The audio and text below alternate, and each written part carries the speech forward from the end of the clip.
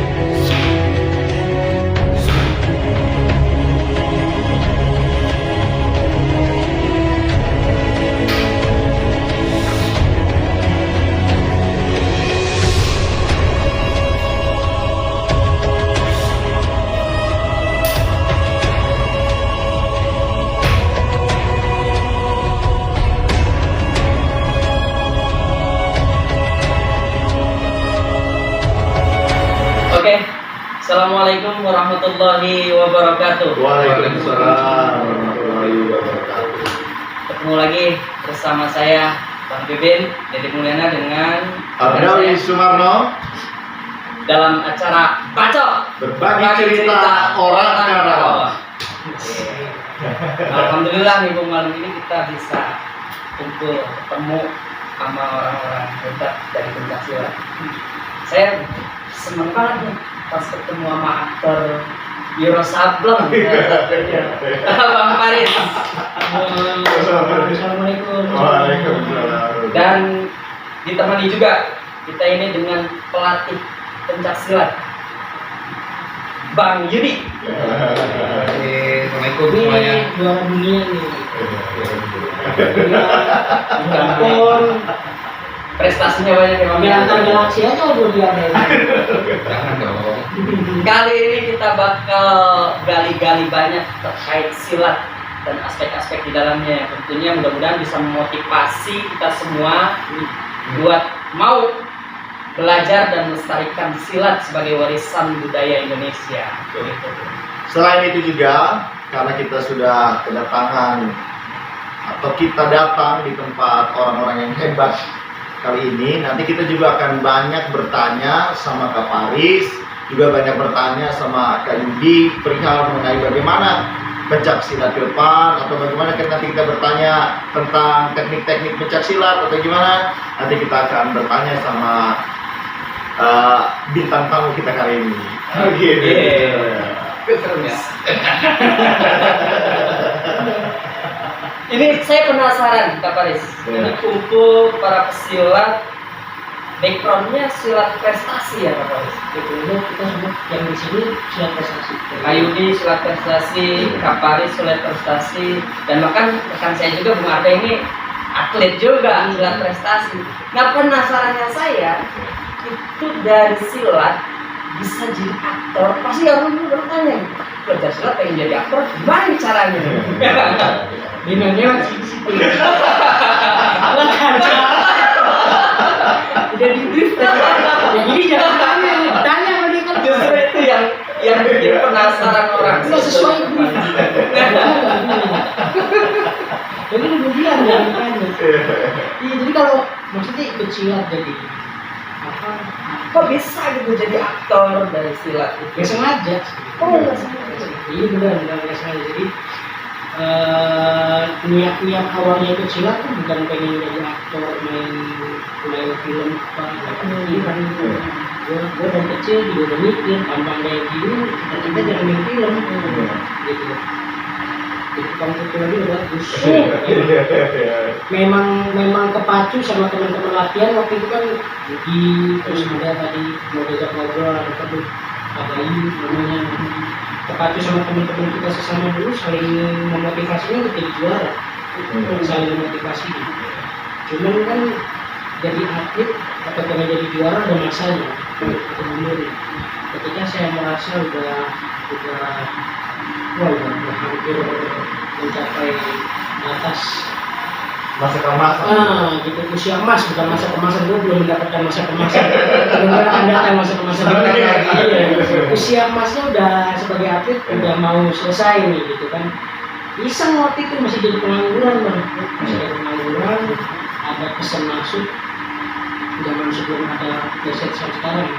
Sebelumnya itu ada pesan broadcast masuk buat casting. Jadi figuran aja. Gitu. Narapidana bakti. Kena tembak mati. Kau keterima.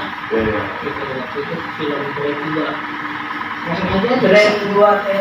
Iya, pengangguran gimana sih kalau iseng? Kita dia udah pada di rumah nggak bisa bawa orang tua. Langsung aja, nggak tahu tembus. Gitu, nggak sengaja. Ya udah, akhirnya nggak sengaja. Jadi mungkin kalau ini pesan yang tadi nih sebenarnya udah gue brief. Pada akhirnya sekarang ini harus diomongin penulisan nih. Omongin aja. Iya, jadi pada akhirnya sekarang jadi kekhawatiran buat gue pribadi. Beban. Bukan beban sih sebenarnya itu kan berarti karena tanggung jawabnya bukan di gua. Iya. Cuman gua jadi khawatir banget khususnya di tempat gua latihan. Dari awal gua terbiasa datang ke tempat latihan di sini buat jadi atlet, jadi juara, terus beralih transisi jadi pelatih. Pelatih juga kita ngelatih orang yang datang ke sini jadi atlet, jadi juara. Terus gue harus mengalami momen-momen di mana ada beberapa orang yang datang ke gue atau message ke gue hanya latihan di mana kan pengen ikut, terus siapa tahu bisa main film. Tujuannya udah lain. Maksudnya gue nggak bisa menjamin kalian ada di tempat yang sama sama gue, tapi kalau kalian punya motivasi yang sama kayak gue mungkin gue bisa aja. Gitu. Motivasinya lain. Oh ternyata ini punya isu yang berbeda ya. Iya. Isu yang berbeda. Tapi isu ini memang pernah disampaikan oleh salah satu aktor laga di Indonesia, itu aktor senior. Saya pernah mendengar salah satu wawancara khusus kepada Apten Bangun pada waktu itu. Kebetulan Apten Bangun itu adalah seorang atlet karate kalau tidak salah itu Apten Bangun itu atlet karate. Kalau ditanya apakah dia punya cita-cita menjadi bintang acting, dia pasti menjawab saya tidak pernah punya cita menjadi bintang acting karena dia itu juara PON, bahkan juara dunia tembak itu pria mengenai karate itu. Keresahan itu ternyata memang dirasakan juga ya sama Kaparis. Artinya banyak orang jadi justru ikutan ini bukan malah prestasi dia di PON di mana gitu, jadi dia malah justru dia latihan itu pengennya jadi bintang acting gitu ya. Jadi nggak salah sebenarnya, nggak salah, cuman karena mungkin gua dari awal hidup di dunia yang tujuannya bukan itu. Jadi ngelihat orang yang punya tujuan itu gua kayak masih asing aja kayak. Jadi gimana ya cara ngarahin orang yang tujuannya begini? Karena gua kalau orang latihan silat tujuannya pengen jadi juara kan enak. Kita bantai sampai dia muntah-muntah, keringetan, peras baju itu oke. Tapi kalau tujuannya bukan pengen jadi juara kan nanti dia pikir ini udah dia main film harus muntah dulu. Jadi beda ya dengan Iya. prestasi dengan aktor itu ya, berbeda ya. Atau memang silat yang jadi background Kamparis ini justru kan memang diperankan di film-film laga gitu. Menunjang, sangat menunjang, Sangat sangat menunjang. Tapi ya gue gimana ya mengertinya? Ini kan kalau gue pribadi ketidaksengajaan dan teman-teman dari cerita beberapa teman-teman yang main film juga backgroundnya dari bela diri, mereka berawal dari yang nggak sengaja. Rezekinya walau orang yang tahu mereka jalan-jalan aja begitu. Gitu. Bahkan yang pernah saya bilang perwalisan ini nggak pernah ngerti kalau dia tiba-tiba akan jadi tentang sukses ini. Itu semua rezekinya lain. Berbeda sama ada beberapa aktor-aktor yang udah senior, udah main beberapa film, terus harus dapat peran kalian harus jadi pendekat, dikirimlah ke sebuah tempat buat latihan, itu beda lagi. Memang mereka kan kerjaannya itu kan kalau sekarang baru istilah baru kalau di seni peran seorang aktor bisa jadi apa aja, seorang aktor bisa jadi pesilat, bisa jadi pejudo, bisa jadi pesumo, bisa jadi polisi, bisa jadi banci, bisa jadi orang tua, aktor bisa jadi apa aja. Memang mereka dibayar untuk itu. Jadi kalau buat yang senior dan yang udah kerja di situ terus harus ditugasin, lu datang ke tempat latihan silat karena lo harus bisa silat, itu memang udah tugas mereka. Tapi kalau orang awam yang memang pengen jadi aktor terus tiba-tiba datang ke tempat latihan silat, itu salah stasiun. Iya. Itu sebenarnya Bisa dibilang salah stasiun gitu ya. salah stasiun. Oh, Kalau oke. pengen jadi aktor ya datang ke tempat-tempat sanggar-sanggar mungkin teater, Iya. ada TDK dan lain-lain. Tapi balik lagi berarti itu dampak atau efek lain yang tidak disengaja. Tidak sengaja, tapi menunjang ada secara Kemampuan sendiri. Tapi saya punya cerita. Iya. Cerita pribadi. Saya kenal Faris tuh dari SMP sih nggak ya sih? SMP. Tahun Waduh kecil lah. sih. Boleh dibilang Ya, tahun kecil lah. Tetangga, rumah Iya, tetangga. iya. Jadi di mata saya Faris ini sebenarnya memang kalau dia bilang nggak sengaja, tapi buat saya nggak juga. Kalau saya ingat-ingat, ternyata dulu selepas SMA, saya satu sekolah di SMA bareng. Kita latihan bareng, sekolah bareng, main bareng. Setelah lulus SMA, yang tadi disebut Bayu kuliah, saya nganggur. Ternyata Faris punya keinginan itu sekolah di kuliah di IKJ. Oh. Dia nganterin bapak daftar IKJ siapa? Iya. Tapi saya keselnya kagak diterusin, daftar doang. Tapi kan, oh ternyata saya punya teman, jadi dikabarin nih, Yud minta doanya ya. Apaan Cis? Mudah-mudahan nih jadi pembantu terutama ya Cis, yang Wiro Sableng. Saya nggak tahu judul filmnya, cuman dia minta doanya doang gitu kan, karena komunikasi kan masih berjalan walaupun saya di mana dia di mana gitu kan, masih komunikasi. Wah, kabar itu filmnya apa gitu kan. Kita Wiro Sableng dan saya bilang luar biasa sih gitu, dan gila, ini temen gue nih, Iya, iya, iya. ini temen gue nih gitu. Iya, iya. Sampai nonton juga, ini sih nggak acting sih, itu nggak acting, tapi Normal gitu ya. ini sih beneran murni gitu. Dan saya keingetan ternyata iya sih emang ada bakat ke sana, Iya. mungkin jalannya ke sana gitu. Tapi memang itu pengalaman yang bukan cuma dirasakan oleh Kak Indi. Saya sendiri pun ketika waktu itu saya belum menikah, Bang. Belum menikah, saya antusias banget pengen nonton Wiro Sableng pada waktu itu. Sampai kebetulan saya sama mantan pacar saya yang sekarang jadi istri saya kan begitu, nonton bareng sama dia. Itu saya sambil kata ke Paris, itu sampai malu istri saya itu. Saat nonton. Bukan ngomong karena ada Kak Parisnya, karena memang itu yang Ya kan udah bioskop. Iya, itu istri saya sampai ini tuh. Ini rasa bangga saya, ini rasa bangga saya sebenarnya bahwa saya punya senior Rekan silat. sampai saya justru melihatnya ketika Kak Paris bermain laga di Wiro Sableng pada waktu itu, saya justru menilai dari sudut pandang yang berbeda. Ada sebuah siar yang diberikan oleh Kak Paris. Benar, saya melihat begitu. Contoh, kenapa pencaksilat itu, mohon maaf ya, tidak begitu digandrungi oleh banyak orang? Karena memang sedikit sekali yang membahas tentang pencaksilat. Saya berterima kasih sekali sama tadi tokoh yang sudah disebutkan oleh Kak Faris, Iko Uwais dalam film Merantaunya itu membuat giroh pencaksilat seolah-olah hidup kembali di Indonesia. Itu juga tujuan kita saat ini. Nah, sama itu. Kak Faris. Artinya ada khairun nas anfa'uhum Ada linnas. siar yang mau kita Siar. bawa. Takbir. Akbar. Sebenarnya itu. Mudah-mudahan jadi motivasi orang. Sebenarnya itu. Jadi motivasi Ada orang motivasi. untuk mau belajar silat. Silat. Nah, pertanyaan selanjutnya Pak. Belajar silat kalau zaman dulu, "Lu belajar silat dong," kan gitu. Oh, hidup dari silat kan gitu ya. Ternyata dari sebelah saya ini orang hebat. Kayak buat nggak? Coba, Saya orang Kayak- beruntung. menurut Kak Yogi, silat itu bisa nggak sih Iya. jadi sumber materi kita ini? Materi apa nih? Ya, menghidupi kehidupan dan lain sebagainya. Karena itu tadi bahasanya. Ayo kita silat. Oh, kan gitu. Ya kalau untuk menghidupi, ya saya bilang semua akan berada apa ya?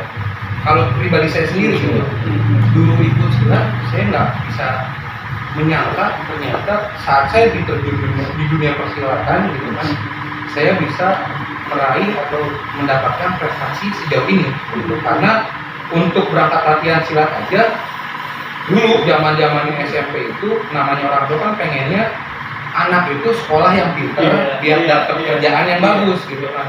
Gak usah latihan silat gitu, ngapain latihan silat? Sumpah berarti kalimat itu pernah didengar ya? Iya gitu kan, latihan silat seperti itu lu gede mau jadi apa gitu kan. Tapi nggak tahu ya, berawal dari balik lagi dulu saya pernah nonton film ini, saya ada tulis di biografi saya, walaupun tidak dipublish, ini catatan di biografi saya. Jadi ternyata silat itu budaya Indonesia juga gitu loh. Gitu. Oh, dan dilalahnya di sekolah itu ada silat. Jadi saya mendalami silat dan karena udah kecintaan, udah hobi mungkin ya. Biar baju diumpetin sama orang tua, tetap saya latihan. Dan waktu itu saya nggak nyangka untuk bisa juara atau untuk berprestasi silat, nggak nyangka juga. Cuman ternyata dampaknya, alhamdulillah. Ya apalagi pesilat-pesilat sekarang yang notabene dunia YouTube tuh udah apa ya, cepat viral lah gitu kan dengan karakter-karakternya gitu. Tapi saya sampai merinding ini dengar Pak. Kenapa saya merinding? Saya tidak menyangka di Bacok ini kehadiran tokoh-tokoh luar biasa ya. Luar biasa ya. Saya beruntung. Gua boleh ada cerita sedikit. Balas dendam. Beneran. Ini beneran ya. Jadi maksudnya ini bisa buat jadi contoh nih buat teman-teman atau siapapun abang-abang yang masih jadi atlet, contoh buruk, contoh baik. Enggak, maksudnya gini, karena waktu SMA nih ada orang yang ngomong Nggak di belakang. iya, nggak kedengaran. Waktu SMA itu gue bertiga berteman, gue Budi sama Bayu atau gitu. Itu kita kalau latihan sekali partner. Kalau mau ketemu dia, ketemu Bayu, ketemu gue, dan itu masih balance saja. Tinggal siapa yang fit, siapa yang lagi prima, siapa yang lagi mood, dia mainnya bagus. Gitu. Lepas SMA, gue mulai pengen jadi anak band. Latihan silat gue tinggal. Ada sekitar 4 tahun nih. Gue baru balik lagi pas ke jurnas mahasiswa 2010, 2009, 2010 di Bandung. Itu gue nggak latihan silat sama sekali, nggak latihan silat. Tiba-tiba dalam waktu seminggu kejuaraan 2009, si teman gue Bayu ini, lu namanya nggak bawa nama kampus gue. Bener. Gue udah lama nih nggak ketemu di silat, nggak ketemu di silat. Gue tiap hari kerjanya sampai jam 3 pagi di studio, ya kan, nyanyi lagu orang, nyanyi. Tiba-tiba gue pas lagi di kejuaraan, gue melihat TV ini jauh di atas jangkauan gue. Gue bilang, gue kalau disuruh satu gelanggang lagi sama dia, buru-buru kita yang ada bawa pertama gue dicari. Serius. Jadi buat teman-teman, lu latihan continuity itu pentingnya segitu. Pentingnya latihan continuity itu pentingnya segitu. Konsistensi lu kalau pengen jadi juara kayak gitu. Lu hilang sedikit aja, lu ditinggal sama temennya komen. Gitu, gue nggak dibilang dulu gue kejauhan banget, sekarang udah jauh di atas gue, bahkan gue mau berusaha sekeras apapun kayaknya nggak akan bisa berbanding imbang lagi sama dia. Di dari 2006 terakhir ketemu sampai 2010 itu segitunya gue ngerasa iya, 4 tahun waktu gue sia-sia udah jadi atlet. Di situ gue kayak wah, baru 2010 itu gue mulai kayak gue harus benahin pelan-pelan berpikir lagi di situ. Gue minimal kalau gue udah nggak bisa jadi atlet, gue harus bentuk tapi nggak jadi kayak gue. Luar biasa. Iya, karena buat jadi pelatih, gue nggak punya contoh terbaik untuk jadi pelatih. Tapi gue bisa menjadi pengingat bagaimana buruknya resiko kalau. Jadi kalau gue ke anak-anak murid gue, kalau gue mau jelasin yang baik-baik, ya gue jelasinnya Kak Bayu, Kak Yudi, Kak Yudi, Kak Yanto, kalau Nusantara. Kalau mau buruknya ke gue sendiri nih, 4 tahun. Ya kan, 4 tahun yang latihan, akhirnya begini. Itu cerita gue kayak gitu. 4 tahun yang latihan jadi artis. Belum ya. Kan 2017 nih. Oh iya. Belum, waktu itu masih pengennya jadi anak band. Jadi waktu itu dia nemenin gue kuliah ketika aja daftar itu, gue pengen jadi anak band sebenarnya. Berpikirnya kalau kuliahnya ambil jurusan seni, sekolah seni, mau jadi seniman gampang kali, atau susah juga emang seniman tuh. Tapi lu sempat kuliah ya? Gampang. Sempat masuk deh. Ya. Cuma nggak diterusin aja. Terusin dua, daftar lagi ke kampus lain. Udah semester depan. Emang dapat belajar gitu. Ya. Gimana ya? Sekarang jadi atau pengalaman melatih itu udah sampai mana aja? Untuk pengalaman melatih terakhir saya bergabung di Singapore Silat Federation dari 2015 sampai 2019 akhir. Orang Indonesia pelatih di Singapura. Itu dia. Ada banyak pelatih Indonesia di sana. Dan memang saya juga ngelatih di sana, diajak teman saya juga direkomendasikan lah. Gitu. Dan sekarang udah bergabung di tim Kabupaten Bekasi dan under 11 klub prestasi lah. Gitu. Silat, ngomongin silat dengan berbagai macam pada akhirnya pekerjaan yang dimiliki. Ada yang jadi aktor, ada yang jadi pelatih dari silat. Pengalaman sukacita Bang Faris yang paling berkesan gitu, dari perjalanan silat Bang Faris. Yang paling berkesan. Dikebukin preman gitu. Banyak banget. Banyak banget. Kalau sebenarnya tuh di silat, kalau memang kan orang kalau hobi nggak enaknya itu jadi banyak banget. Cuman apa namanya yang paling pertama kali gue bisa bangga sama diri sendiri adalah ketika gue bisa bawa sekolahan gue di juara di sebuah kejuaraan kita kayak gue terus hadiahnya ternyata bagus.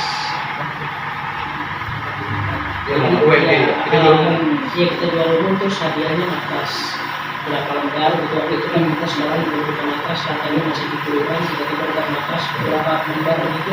Senang banget bisa beli-belinya. Dan yang bikin gue bangga, karena itu terakhir juara umum motornya itu ada di gue. Itu pertama kali gue bisa ngerasa di daerah itu gue bisa bangga gitu. Gimana? Apa ya? Apa yang kesannya? Pencapaian ya sebenarnya sih nggak nyangka gitu. Suka dukanya banyak lah gitu. Kalau sukanya tuh ternyata kerja keras saya tuh bisa maksimal tercapai. Ya namanya seorang atlet kan pengennya jadi juara. Apalagi notabene saya di Babelan untuk jadi juara, bahkan tanding di tingkat internasional tuh Babelan ke bulan-bulan aja kayak jauh banget. Nggak bisa keluar, bahkan keluar negeri. Saya punya motivasi dari pelatih saya, Pak Yarto, setiap saya main, karena rumahnya di depan, menurutnya itu banyak. Saya tanya sama pelatih saya, Kari pertandingan paling jauh kemana? Vietnam. Dan saya terucap, saya pengen lebih jauh dari kalian. Dulu film ini nih, Eiffel Tower. Iya. Syutingnya di pantai 2000 berapa tuh ya? 2004. Ini apa lu? Abang aja gak nonton. 2004. Jadi saya punya cita-cita terucap dari situ, tapi namanya atlet adalah pengen punya prestasi terbaik dari depan. Dan seiring berjalannya waktu dan saya baru sadar di 2007 saya sudah bisa pergi ke Paris dari silat. Dari silat ke Paris. Berjalan, saya sempat mau berhenti, disuruh berhenti sama orang tua. Balik lagi ke cerita yang tadi, latihan silat baju diumpetin. Gitu. Lulus sekolah 2005, dikasih waktu cuma setahun buat puas-puasin di silat. Ada latihan, saya kerja tuh latihan aja isinya. Mau latihan di Permai, depan rumah Paris juga, di rumah. Di mana aja sehari 4 kali saya latihan. Di Bandung ada latihan, saya datang ke Bandung. Setahun itu saya, kalau ibarat kata orang dulu mah bertapa. Tapi isinya latihan doang. Dan ada kesempatan seleksi seleksi nasional. Saya kepantau dan dipanggil masuk tim nasional. Tryout pertama adalah Belgia Open. Di Belgia Open berangkat, manajernya pulang ke Paris dulu. Cita-cita saya melebihi pelatih saya tercapai nih. Dan yang dulu Paris cuma nonton Gila ya kaca. ini lihat di depan mata. Walaupun sekarang juga ada Paris nih. Oke, mantap.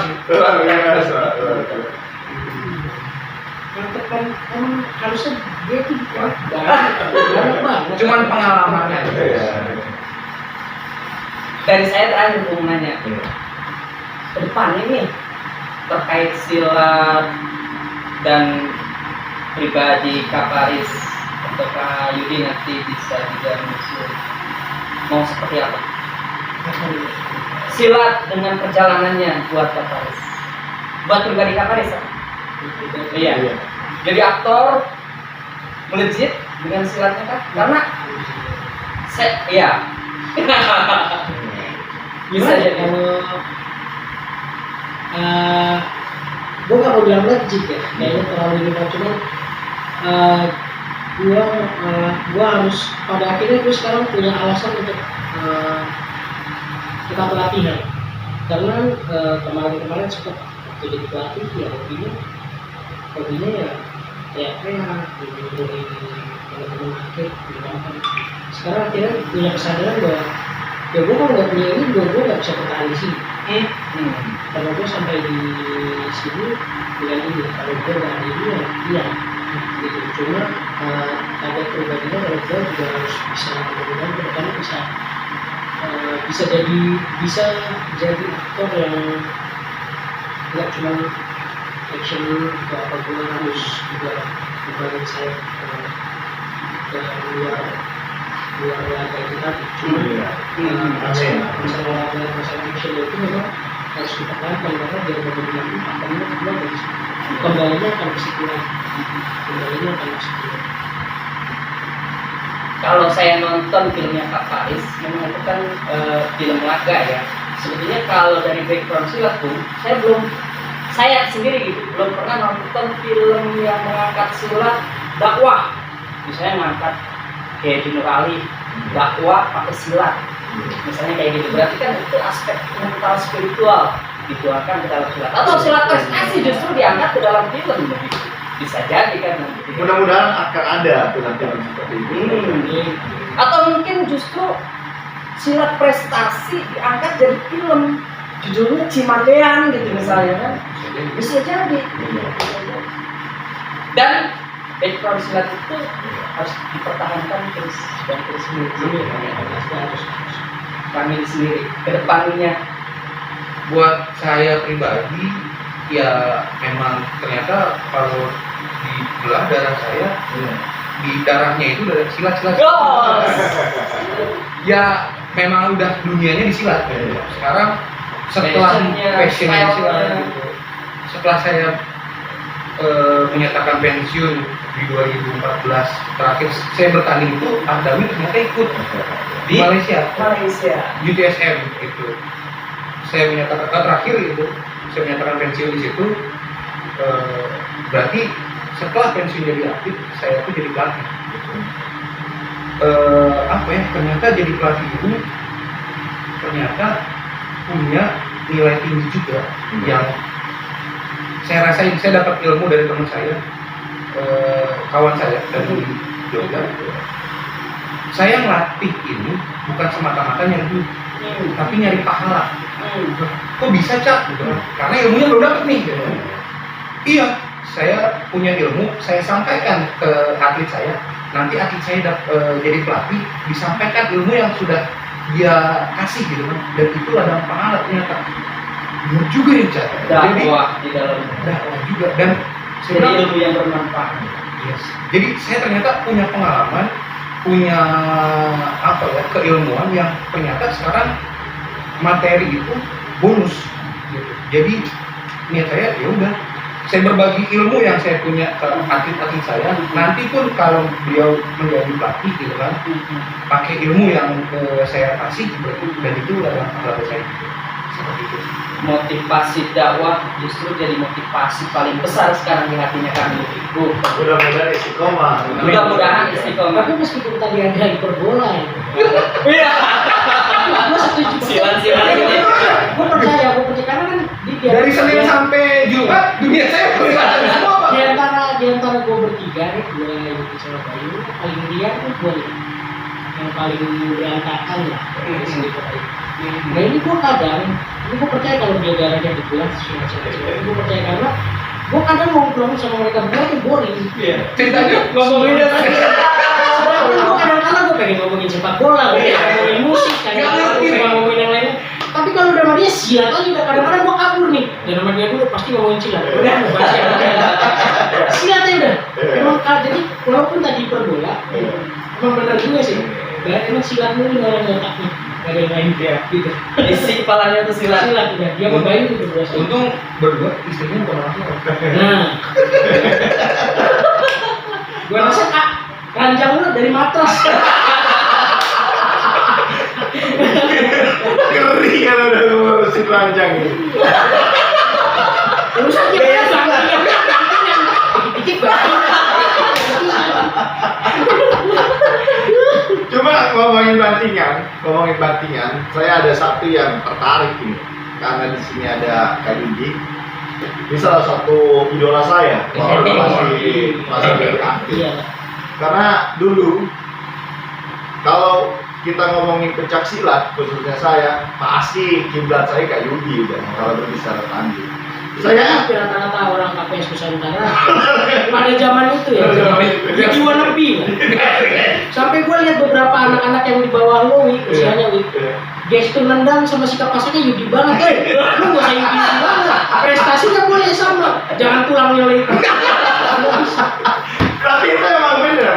Jadi rajanya kelas G Indonesia itu Ada bukan benar-benar disematkan sama. Saya pernah dengar ceritanya tag-nya itu ya. Iya, kayaknya luar biasa. Cuma yang saya mau jadi pertanyakan cuma begini, karena teman-teman yang menonton di Bacok ini barangkali mau tahu ini rahasia Kak Yudi bisa menjadi juara baik di tingkat kabupaten, provinsi, nasional bahkan internasional. Barangkali Kak Yudi bisa memberikan kiat-kiat bagaimana bisa menjadi ada di posisi itu. Buat saya selalu jadi yang lebih baik dari yang terbaik gitu. Maksudnya gini, dalam artian saya yakin semua orang pengen jadi juara gitu, dan saya yakin semua pesilat juga yang ikut bertanding pengen jadi juara. Gimana caranya saya jadi juara? Berarti kalau yang lain latihan sekali, saya latihan 2 kali nih gitu. Kalau yang lain latihan 3 kali, berarti saya harus 4 kali gitu. Dulu saya punya motivasi dan memang diajarin sama senior-senior saya juga gitu. Di saat orang lain hidup, saya latihan. Di saat orang lain latihan, saya masih latihan loh. Gitu sih. Jadi motivasi itu yang memang kalau pengen jadi juara harus ditanamkan gitu. Gitu sih. Tapi semua orang bisa jadi juara? Bisa. Mudah-mudahan bisa terembrio ya teman-teman yang menonton di rumah itu. Bisa termotivasi juga. Ini kalau ini tendangan T-nya, ini lu kalau di T di sini nongolnya di Nasdem. Tapi ini pengalaman pribadi. Saya pernah megang becing. Saya kira tendangannya biasa aja gitu kan. Sampai kerusuk ya. Pas saya ditendang, bung, itu sakitnya bukan di tangan, tapi sampai ke tulang dirusuk. Luar biasa, kenceng banget itu Dan tendangan. itu tadi diraih dengan latihan lebih terus. Itu kuncinya ya, Bang Yudi. Mungkin satu lagi pertanyaan saya terakhir buat Kak Yudi sama Kak Paris. Kebetulan kami ini dari komunitas Bacok. Bacok itu berbagi cerita orang Karawang. Mudah-mudahan Bacok ini sebagai salah satu organisasi atau komunitas yang bisa melestarikan pencaksilat tentunya. Giat dan terus istiqomah melestarikan pencaksilat. Cuma saya ingin kira-kira kasih pesan buat Bacok gitu dari Kak Yudi, dari Kak Paris, kira-kira kedepannya Bacok harus kayak gimana gitu kan. Ya, saya sih terima kasih ya. Terima kasih sama Kang Dede, sama Kak Dawi sudah mau melestarikan silat gitu, walaupun jalurnya banyak nih gitu. Ada yang latih terjun ke lapangan langsung gitu kan, ada yang secara siar lewat YouTube gitu kan mengembangkan, tapi orang-orang yang seperti ini memang saya berterima kasih banyak gitu, dan mudah-mudahan silat sendiri pada umumnya bisa terus berkembang dan komunitas ini menjalin silaturahmi ke berbagai kalangan gitu, karena silat di Indonesia sendiri banyak sekarang gitu sih. Mudah-mudahan terus berjalan lancar, semakin maju ke depan, dan silat di Indonesia juga jadi satu dan makin besar. Kalau dari Kak Paris sendiri gimana? Masih. Ini udah cukup tadi. Iya dong. Dari Kak Paris kira-kira Apa yang tadi pertanyaannya? buat Bacok gimana buat Bacok? Oh, buat Bacok ya, mudah-mudahan komit ya. Mudah-mudahan komit, kuat sama semua rintangan atau kesulitan yang karena gue salut sama yang berdua nih, apalagi sama Kang Deddy. Sulit dong masalah silat orang yang memang nggak punya minat di situ. Nah, mudah-mudahan lo dikasih kekuatan, kesabaran, sama dikasih ide aja buat bagaimana membongkar ego orang yang sulit menerima silat di dalam hidup ini. Mudah-mudahan nanti pemecahannya sebelum yang pilih nomor sih kita mudahan ya. Amin. Soalnya gue pribadi kayak mulai ngerasa kayak silat ini belajarnya ke levelnya gue pribadi ngerasa udah mulai tapi belum cukup untuk ngalamin bela diri luar ya belum cukup. Jadi bayangin kalau levelnya udah naik aja gue pribadi ya, kalau ada salah pendapat gue nggak mampu. Tapi kalau gue pribadi nanti bayangin kalau levelnya udah mulai naik tapi belum cukup untuk mengalami bela diri luar yang penting, itu berarti dulunya seperti apa karena gue lihat akhirnya banyak orang-orang yang lebih bangga bisa bela diri lain. Dia banyak orang tahu istilah dari bela diri lain tapi nggak tahu istilah kita sini. Banyak orang yang bangga sekarang, banyak orang bangga Kemal udah mulai pakai celana kungfu tapi nggak ada orang Kemal pakai celana halus. Terus udah mulai ada orang konser bajunya baju temen itu kan pakai bisa jadi minimal bisa diterima sebagai passion Di Indonesia. orang gairahnya sama Indonesia sama Singapura, walaupun dia nggak menggeluti tapi minimal dia menyenangi ya. Itu orang-orang yang pada pakai celana boxer juga bukan orang kickboxer. Orang-orang yang kemana-mana pakai celana kungfu juga nggak latihan kungfu, mereka nggak latihan Wing Chun. Tapi mereka kemana-mana pakai celana itu pede. Nah itu gimana caranya orang-orang yang Kita membangun framing ini. Iya. itu Dan sebenarnya jangan lupa silat juga kan budaya bangsa. iya gitu. Jadi yang mudah-mudahan sih lo berdua dikasih kekuatan sama kemampuan Amin. mudah-mudahan gacok gitu. Saya sepakati yang pegang Bang Yudi tadi. Niatan kita adalah dakwah, menyebarkan silat, mengenalkan silat, karena silat itu punya banyak aspek yang coba kita sebarkan, aspek mental spiritual, aspek olahraga, prestasi tadi, aspek seni budaya, dan aspek terakhir Olahraga. bela diri, dan sebetulnya masih ada aspek-aspek lain, aspek sosial juga, silaturahmi dalam silat itu mau kita terus siapkan, dan kita niatkan ibadah, dan mudah-mudahan menjadi sebuah bentuk ibadah yang mendapatkan pahala. Amin. Itu yang menjadi semangat kita terus mudah-mudahan. Kalau melanjutin ngobrol mungkin masih banyak pertanyaan Masih banyak. dari Bacok, kita cukupkan mungkin. Tapi sebelum cukup, Oke. kalau menurut saya karena kita ini berbicara tentang silat ya, Ya. barangkali Kak Yudi bisa menampilkan satu dua Kak Paris bisa menampilkan satu dua gerakan silat. Iya kan? Iya. Berdua lah. Boleh. Boleh. Kalau mungkin kalau semuanya dari tadi dengar, kita berdua ini atlet tarung. Lu suruh gua main Harus prestasi gitu ya. Iya, lu suruh Berantem sampai ke rumah nih. kalau lu suruh gua berdua di sini pakai body terus sekarang juga bisa paling pemanasan dulu. Kalau suruh main jurus, jadi ibaratnya dari tadi selama dari tadi kita awal ngomong, gua sama Yudi udah lawan kata-kata, gua suruh main dulu. Ternyata sudah doang. Gitu. Jadi jangan disuruh main jurus biar tetap enak. Soalnya kita petarung kalau disuruh.